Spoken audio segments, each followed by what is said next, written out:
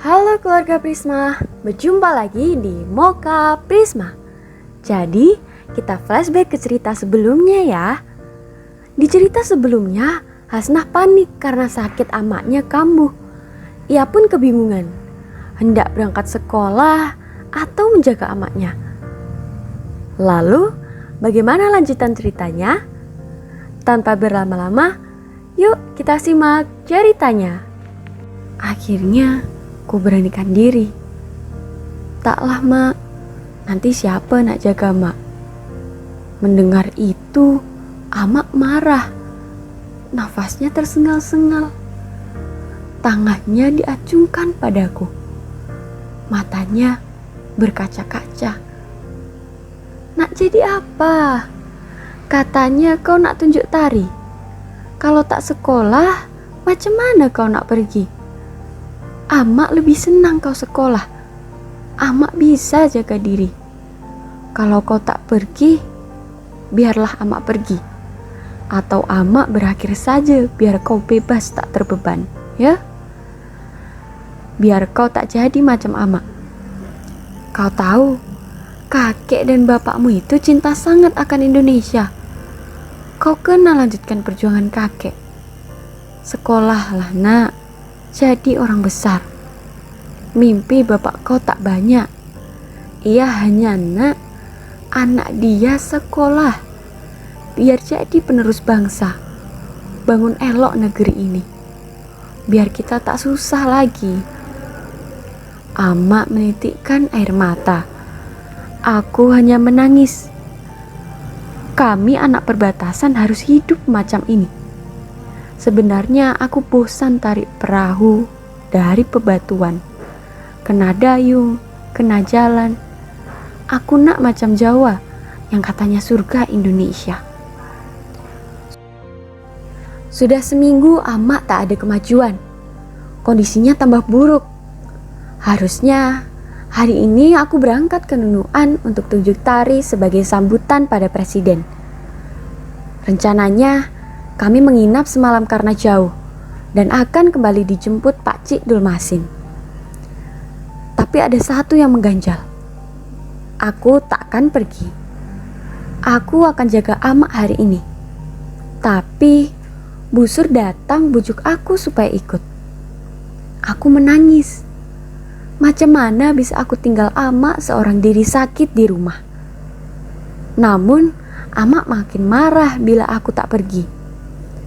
Aku sendiri memilih diam saja di luar. Amak tiba-tiba turun dari ranjang dan menghampiriku bersama busur.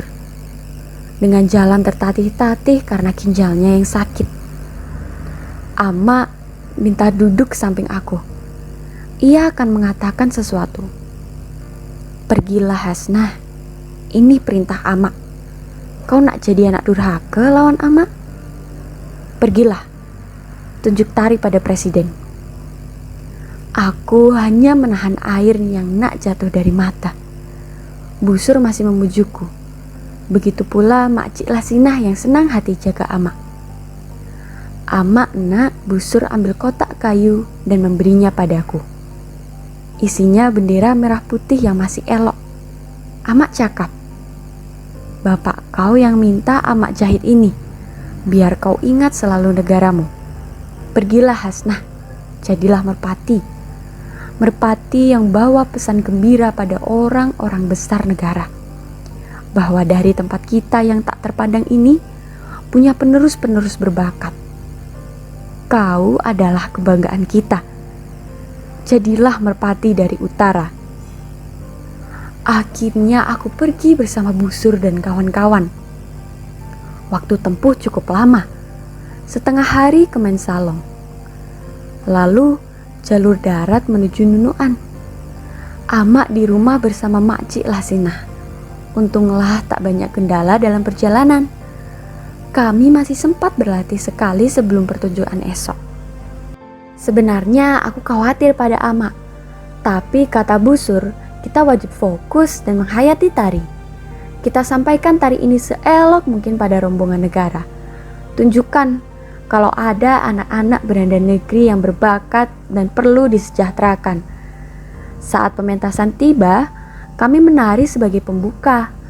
Kami menyampaikan gerakan-gerakan dengan cantik, diiringi musik khas Dayak seolah mengalir dalam darah, serta bulu enggang di kepala dan cincin di tangan.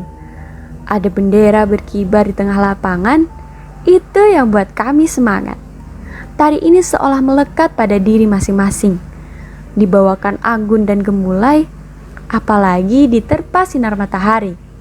Anak-anak perbatasan yang membawa bulu burung enggang ini tampak elok sama dengan merah putih yang gagah. Tepukan meriah diberi pada kami, termasuk presiden yang sampai berdiri. Sembari menari, kami terus tersenyum. Mataku memandang ke sekeliling, tak lupa mengarah pada bendera untuk menambah semangat nasionalis. Bendera di Nunuan tampak bagus, kalau yang di sekolah sudah usang. Kata kakek, semakin usang bendera, semakin banyak ceritanya, makin dalam perjuangannya. Tapi semua bendera merah putih yang berkibar di sini sama, yaitu bendera pusaka Indonesia. Selepas menari, kami segera pulang karena perjalanan jauh sangat. Jadilah kami tak menunggu sampai selesai. Di perjalanan, Busur bilang akan ada pembangunan berkelanjutan sampai ke desa kami, termasuk pos-pos perbatasan. Katanya pula, Presiden bangga pada kami dan akan berkunjung. Hal itu membuat kami amat senang. Bolehlah kabar gembira ini kubagi pada Ama. Kami menikmati arus air dan menyanyi bersama. Perjuangan kami berlatih menari akhirnya membawa hasil dari pemerintah. Kami sampai di Mensalong hingga petang.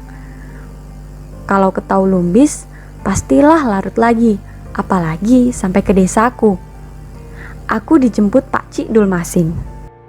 Benar saja, sampai kami di Taulumbis sudah gelap. Kulihat Pak Cik Dulmasin sudah menunggu. Ia nampak buru-buru. Segeralah aku balik naik perahu. Aku sempat bercerita bagaimana di Nunuan tadi. Pak Cik Dul tersenyum. Sempat aku tanya bagaimana Ama. Pak Cik cakap, katanya nanti biar aku sendiri yang sampaikan berita baik pada Ama. 2 jam mengarungi sungai terasa lama, karena tak sabar menunggu Ama. Ku keluarkan bendera yang dijahit Ama di tas, ku peluk erat dengan bahagia. Sesampainya di desa panas, hujan turun, namun tak deras. Aku bahkan tak terasa ngantuk. Di rumah nampak banyak sekali orang. Kulihat Murni ada di depan. Kulambaikan tangan padanya. Ia nampak sedih. Mak Cik Lasina tiba-tiba keluar dan menangis. Ia langsung membawaku masuk dan merangkul pundakku. Ramai kali orang di dalam. Amak mana Mak Cik? Aku nak bagi tahu kalau presiden nak datang kemari. Bakal ada pembangunan di desa kita. Orang-orang ikut menangis. Kata Makci, Amak di kamar. Aku langsung berlari ke kamar Amak sambil memeluk bendera. Amak terbaring, tapi ada yang lain. Tak bergerak. Ada kain yang menutup dia. Hidungnya pun diberi kapas. Wanginya bukan lagi sirih, tapi kapur barus. Amak nampak kaku badannya. Tiba-tiba kakiku lemas, air mataku tumpah ruah tak terkira. Tangisku pecah beserta teriakan yang mengecewakan. Aku kalut. Hariku benar-benar biru kali ini. Aku langsung menghambur memeluk Amak. Jiwaku macam dicerai-berai.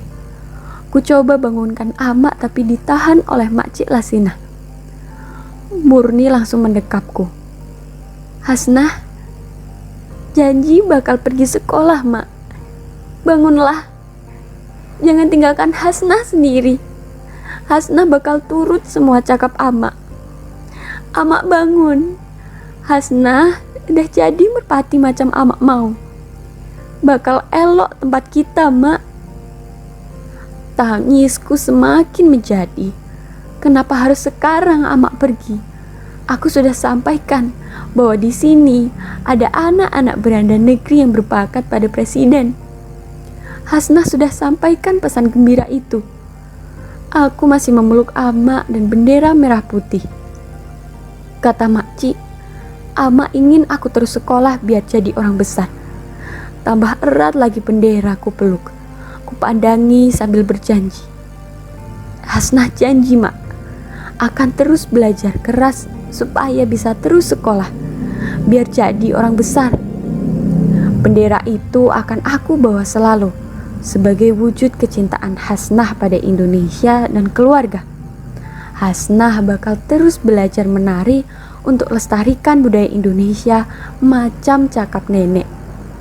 Hasnah kan buat bendera merah putih berkibar gagah dan harumkan Indonesia di mata negara-negara seberang.